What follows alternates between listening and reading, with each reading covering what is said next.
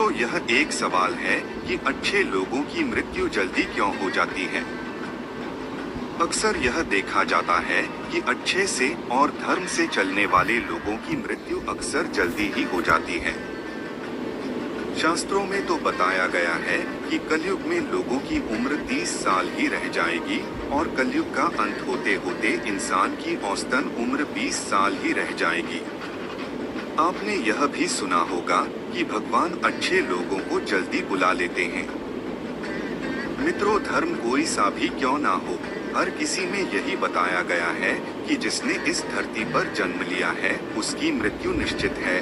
और अगर बात सनातन धर्म की करें तो इसकी एक मान्यता के अनुसार बच्चे के जन्म की छठी रात ही ब्रह्मा जी उसकी किस्मत लिख देते हैं, जिसमें उसके आने वाले कल जैसे विवाह, पढ़ाई, नौकरी, यहाँ तक कि मृत्यु की तारीख तक शामिल होती है।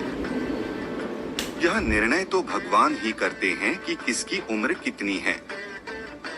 आपने यह कहावत भी जरूर सुनी होगी कि जितनी चाबी भरी राम ने उतना चले खिलौना। दोस्तों, इस कहावत में साफ है कि किसकी मृत्यु कब होनी है यह तो भगवान ही तय करते हैं। वैसे तो अच्छे लोगों की मृत्यु जल्दी हो जाने के पीछे कई कारण हैं, लेकिन पहला कारण समझने के लिए आपको यह जानना होगा कि हम जो कुछ भी इस जन्म में करते हैं उसका जवाब हमें ऊपर यमराज को देना होता है। अगर उसके पाप का पलड़ा भारी होता है तो उसे नर्क में यातनाएं काटनी पड़ती हैं, और अगर पुण्य का पलड़ा भारी हो तो उसे स्वर्ग का सुख मिलता है, और यही चक्र कई युगों तक चलता रहता है जब तक उसे मोक्ष की प्राप्ति नहीं हो जाती। इस मृत्युलोक में हर कोई अपने किए की सजा ही भुगतने के लिए आता है। कोई आत्मा इंसान बनती है तो कोई जानवर के शरीर में प्रवेश करती है, ये उसके संचित कर्मों के आधार पर ही तय होता है। इसके अलावा उसे जन्म देने वाले माता पिता के संस्कार भी उसके अंदर आते हैं। इसके बाद वो जो कर्म करेगा उसके हिसाब से उसे पुण्यात्मा या फिर दुरात्मा कहा जाता है। अब यही पुण्य आपकी मृत्यु की तारीख को भी बदल देते हैं। जिस तरह से एक जज जेल में रहने वाले कैदी के व्यवहार को देख उसकी सजा कम कर देता है, ठीक उसी तरह भगवान भी देखते हैं कि इंसान मृत्युलोक में जाने के बाद अच्छे कर्म कर रहा है और उसे अपने किए की सजा मिल चुकी है। और जब उन्हें लगता है कि अब उसे मृत्युलोक में नहीं रहना चाहिए, तब वो उसे बुला लेते हैं। भगवान के दंड विधान के अनुसार हर व्यक्ति को केवल उतना ही दंडित किया जाना चाहिए जितना उसके पाप किया है। अब क्योंकि अच्छे लोगों के पाप कर्म बुरे लोगों के पाप कर्मों की तुलना में अधिक होते हैं, इसलिए अच्छे लोग अपने पापों का फल जल्दी ही भुगत लेते हैं। हिंदू धर्म में मान्यता है कि भगवान हर अच्छे आदमी को किसी न किसी उद्देश्य के साथ ही इसे मृत्युलोक में भेजते हैं, और भगवान का अपना अवतार उन्हीं उद्देश्यों में शामिल है। इसीलिए जब वो उद्देश्य जल्दी पूरे हो जाते हैं तब भगवान उन्हें वापस बुला लेते हैं। अर्थात अच्छे लोगों की मृत्यु उनके अच्छे कर्मों पर ही निर्भर करती है। इसके अलावा आपको ये भी बता दूं कि जो लोग ये कहते हैं कि मरने के बाद इंसान खाली हाथ जाता है, उन्हें यह जान लेना चाहिए कि 3 चीजें ऐसी हैं जो मरने के बाद भी उसके साथ जाती हैं। एक है संचित कर्म, दूसरा है स्मृति और तीसरी है जागृति। इसीलिए आप अब किसी से ये मत कहना कि आप खाली हाथ आए थे और खाली हाथ जाएंगे। क्या आपने कभी एकांत में यह सोचा है कि आपको यह मानव जीवन क्यों मिला है?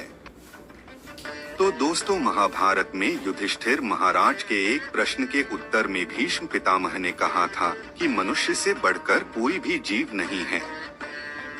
आपको यह जानकर आश्चर्य होगा कि 84 लाख योनियों के बाद हमें मनुष्य जीवन मिलता है, और संसार के सभी प्राणियों में मनुष्य ही सबसे श्रेष्ठ है।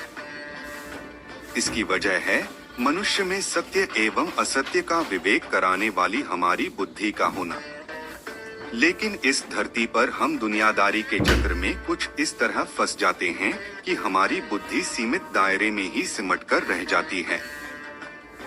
हम सांसारिक सुखों को ही सब कुछ मानकर उसमें लिप्त रहने में ही अपना सौभाग्य और अपने जीवन की सफलता समझते हैं।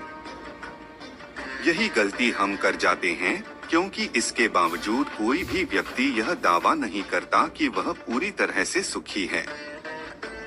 सच्चाई यह है कि हमें सामान्य मानव जीवन के उद्देश्य की पूर्ति के लिए निरंतर प्रयास करते रहना चाहिए। यह सच है कि अपने और अपने परिवार का भरण पोषण की जिम्मेदारी हमारी है और हमें इसे हर हाल में निभाना चाहिए। लेकिन क्या आपको यह मालूम है कि आप कहां से आए हैं और आपको कितने दिनों तक या कितने सालों तक इस जगत में रहना है और आपकी मंजिल क्या है? तो इन प्रश्नों के उत्तर में ज्यादातर लोग यही कहते हैं कि पता नहीं, ऐसे लोग बड़े ही अजीब होते हैं। वो यात्रा तो कर रहे होते हैं, पर यात्रा के संबंध में उन्हें कुछ जानकारी नहीं होती। उन्होंने मानव जीवन पाया है, लेकिन उन्हें अपने जीवन का लक्ष्य मालूम नहीं होता। हमारे आपके जीवन का मतलब है एक उद्देश्य खोज लेना और अपने भीतर शांत रहना। कहा गया है कि मनुष्य आनंद लोक का वासी है और आनंद के परमधाम तक पहुंचना ही उसके जीवन का एकमात्र लक्ष्य भी है। इसलिए मनुष्य को इस संसार की मृग मरीचिका से निकलकर भव्य जीवन की प्राप्ति के लिए साधना के मार्ग को अपनाकर अपने गंतव्य को पहचानना चाहिए।